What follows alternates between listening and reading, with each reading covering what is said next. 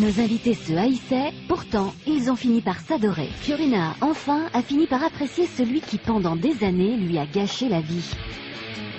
Le courant n'est pas passé du tout. Je l'ai trouvé trop bizarre, trop extraverti. Il était vraiment trop différent de moi. Nous étions ennemis, nous sommes devenus amis, c'est toute une histoire aujourd'hui.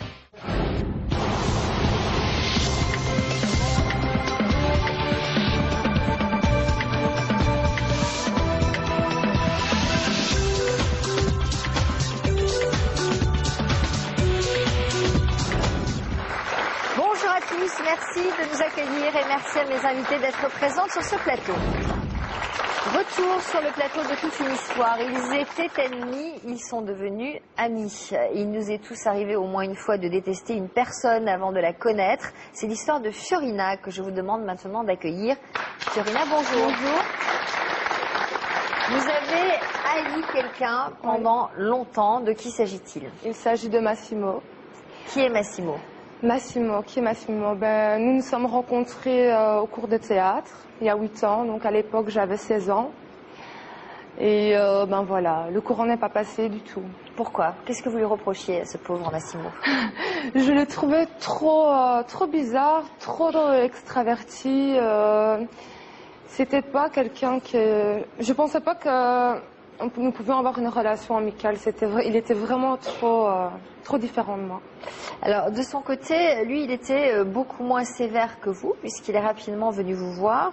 Comment avez-vous réagi quand il est venu vous voir? Au fait, donc, il est venu près de moi et il m'a dit, voilà, tu représentes la femme de ma vie, tu représentes la femme de ma vie, la femme de mes rêves. Là, je me suis dit, stop, je l'ai trouvé vraiment trop bizarre pour moi. Je me suis dit, c'est vraiment ce que je pensais, ce type-là, il est vraiment spécial. Ouais, pourtant, c'était plutôt sympa ce qu'il vous disait. Oui, mais non, ce n'est pas que je n'y ai pas cru, c'est que c'est la manière comment il l'a dit, comment il est venu vers moi, ça m'a refroidi, quoi.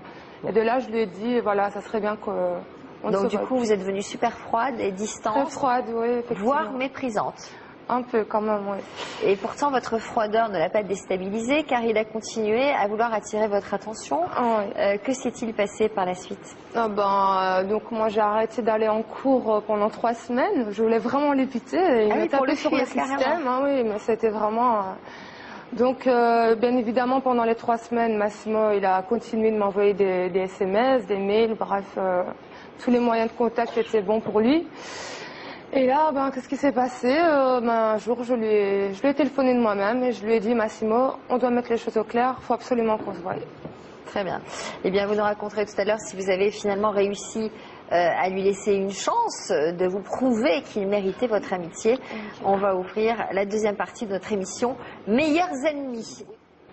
Fiorina, que vous évoque le témoignage de mes autres invités? Moi, c'est surtout le témoignage de Julie et Swad qui m'a touchée. Ça me rappelle un peu moi et Massimo au tout début. Et je me dis, comme quoi il ne faut pas se fier aux premières apparences. Il faut savoir creuser. Ce Massimo, donc vous étiez ensemble au cours de théâtre, il vous a fait une déclaration, vous êtes en disant que vous étiez la femme de votre vie, de sa vie. De sa vie. Ça vous a agacé, vous l'avez trouvé pot de colle, vous l'avez fui au point quand même de ne pas aller en cours de théâtre pendant 3 semaines. Ouais, et puis vous avez donc noué tous les deux un début d'amitié, mais ça n'a pas été un long fleuve tranquille. Pour quelle raison? Eh bien, nous allons le demander directement à Massimo. Merci de l'accueillir.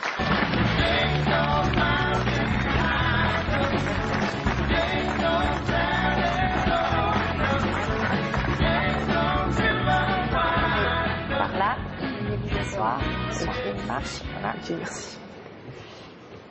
Alors, Massimo, c'est donc vous qui avez mené, entre parenthèses, une vie impossible, parce que quand même, c'était plutôt gentil ce que vous faisiez à son égard à Fiorina. Est-ce que vous pouvez nous dire ce que vous lui avez fait? Exactement, je lui ai rendu la vie impossible, en fait. J'ai cassé coup sur coup. Donc voilà, je ne supportais pas les relations qu'elle avait. Alors après, donc une fois que vous avez commencé à devenir amis, là, ce que vous nous racontez, c'est là que vous avez commencé à lui rendre la vie impossible. Je lui ai rendu la vie impossible parce que je voulais la garder pour moi, honnêtement, et je ne supportais pas de voir des relations avec d'autres personnes. Pour moi, elle était à moi et à personne d'autre. Mais vous étiez amoureux d'elle, vous, ou c'était de l'amitié? Oui, c'est de l'amour vraiment fort fusionnel et je voulais l'avoir pour moi, quoi. Donc pour moi, c'était impossible de l'avoir avec une autre relation et l'avoir avec une autre personne. Alors, jusqu'où vous êtes allé? À détruire ces rencontres, en fait. Et comment? Me renseigner surtout, savoir en fait exactement les points faibles des personnes qu'elle rencontrait et essayer en quelque sorte, en fait, de casser, entre guillemets, ces relations. C'était des mensonges en tout genre. Bon, alors que vous étiez devenus amis quand même. Bah oui, mais ça s'est pas passé tout de suite, ça s'est passé dans les mois qui ont suivi, quoi. Bon, j'imagine que là, vous aviez de bonnes raisons de le fuir. Totalement. Vous le détestiez. Ben, je le haïssais, c'était encore pire que le premier jour, là. Je voulais l'étrangler. Et alors? Je me suis rendu compte que j'ai agi comme un mauvais, quoi, parce que voilà, c'est une personne exceptionnelle. En fait, c'était une manière de vous protéger, c'est-à-dire que pour vous protéger de l'attirance que vous aviez pour elle, vous avez tout fait pour... Je pensais bien faire, mais j'ai mal fait en fait. Voilà. Je pensais que voilà, que justement l'avoir rien que pour moi, qu'elle allait plus se rapprocher de moi, mais en fin de compte, c'était plus facile à apprendre à la connaître que détruire, quoi. Et par après, avec les années qui passent, maintenant je me rends compte que j'ai agi comme un con. Alors du coup, vous avez coupé les ponts pendant 2 ans quand même. Pendant 2 ans. Vous l'avez fui et on comprend pourquoi.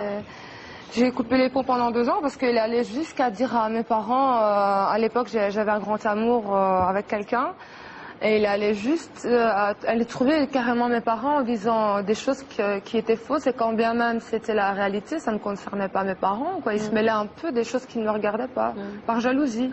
Alors comment vous vous êtes retrouvés tous les deux? Tout bêtement en fait, parce que au bout de 2 ans, j'ai décidé en fait d'essayer de rappeler et m'excuser vis-à-vis d'elle, parce que voilà, je pleurais, j'en pouvais plus, parce que pour moi c'était comme une sœur que je perdais, et encore maintenant si je la vois pas je pète un câble, je le dis carrément.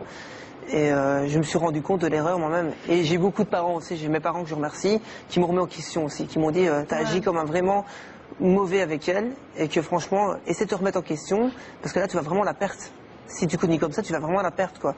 Et aujourd'hui, vous ressentez toujours de l'amour pour elle? C'est plus de l'amour comme un mec qui veut dire je t'aime à sa femme ou sa copine, mais c'est de l'amour en fait comme frère et sœur, quoi. Donc c'est partagé vraiment comme frère fusionnel en fait. C'est comme si des âmes jumelles. On peut pas se passer de l'un et l'autre. Et pourquoi vous n'avez jamais vécu une histoire d'amour? Parce que Massimo n'est pas du tout mon style de garçon, et parce que c'est juste pas possible. Vaut mieux garder une bonne amitié qu'une vie de couple. Alors vous avez parlé même de passion amicale. Oui, passion amicale, oui. C'est-à-dire que vous ne pouvez pas vous passer l'un de l'autre. Ah oui, c'est vraiment, c'est comme deux frères et sœurs, quoi. Oui, parce que là, je vous dis, c'est fusionnel. Est-ce que vous avez l'un et l'autre un petit copain ou une petite copine? Non. Pour le moment, célibataires tous les deux, et on est bien comme ça. Ça va. Est-ce que vous pensez que vous allez accepter qu'elle ait un petit copain? Maintenant, avec le recul, je vais me rendre compte, enfin, franchement, je me rends compte maintenant. Non, c'est pas question de ça, c'est question, excuse-moi. C'est pas question de ça, c'est question qu'avec le recul, je l'ai perdu déjà une fois par ma jalousie, je veux plus recommencer, quoi. Maintenant, si elle est heureuse, tant mieux pour elle, quoi, voilà. Et je pense que là, j'ai fait Vous êtes sûr? Je suis sûr. Massimo? Sûr et certain. Sûr et certain, parce que voilà, c'est comme ma sœur de cœur, et j'ai fait la part des choses avec les années, et je me rends compte que je l'ai perdu une fois, j'ai pas envie de la perdre 2 fois. Yvonne, est-ce qu'il y a une place pour quelqu'un d'autre? Si c'est pas de l'amour, ça y ressemble. Je crois que, effectivement, il y a peu de place, vous êtes fusionnel, mais il n'y a pas de place pour un tiers. Moi, si, il y a de la place, c'est Massimo qui, dans sa tête... ne vous laisse pas accéder au travail. Massimo, il est en train de se convaincre que c'est de la passion amicale, mais quand même... Mais j'ai eu quand même, je vais dire un peu jaloux, mais moins qu'avant, beaucoup moins qu'avant. J'ai beaucoup pris sur moi, je le dis franchement, parce que j'ai fait des efforts énormément sur moi-même, parce que voilà, c'est pas évident de faire des efforts sur soi-même, c'est pas évident de faire la part des choses entre l'amitié, l'affection et l'amour, je le dis carrément. Mais ce qui est bien maintenant, c'est que c'est fraternel, et franchement, ce qui est bien, c'est qu'on n'a pas besoin de parler pour se comprendre. Et je crois que... Un regard suffit. Un regard suffit pour se comprendre. Ça ressemble quand même à l'amour. Ah non, c'est pas de l'amour. De mon côté, c'est pas du tout de l'amour. Vous ne faites plus de crise? Non, plus du tout. Qu'est-ce que vous avez envie de lui dire aujourd'hui? Mais honnêtement, c'est comme ma sœur, c'est mon âme jumelle, c'est la personne qui compte le plus à ma vie en tant que frère et sœur, parce que voilà, j'ai pas de frère et sœur, je suis fils unique. Pour moi, voilà, c'est le besoin.